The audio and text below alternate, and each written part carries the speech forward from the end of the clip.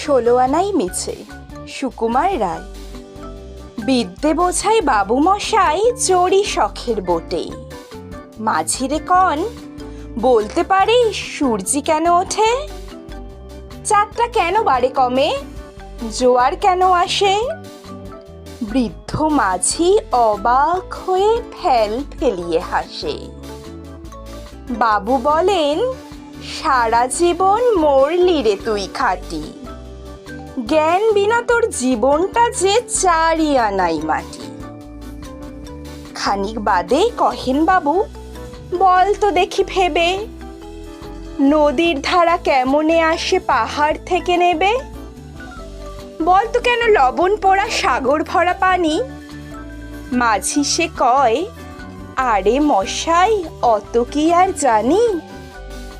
বাবু বলেন, এই বয়সে জানিস নেও তা কি, জীবনটা তোর নেহাত খেলো, অষ্ট আনাই ফাঁকি।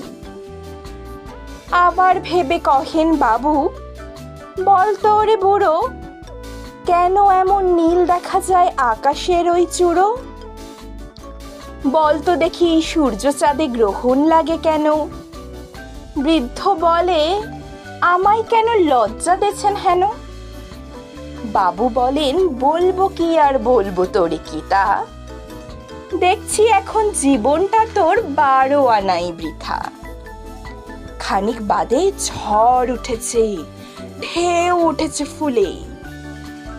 বাবু দেখেন নৌকাখানি ডুবলো বুঝি দুলে। মাঝিরে কন, এ কি আপদ, ওরে ও ভাই মাঝি। মাঝি শুধায়, সাঁতার জানো? মাথা নাড়েন বাবু।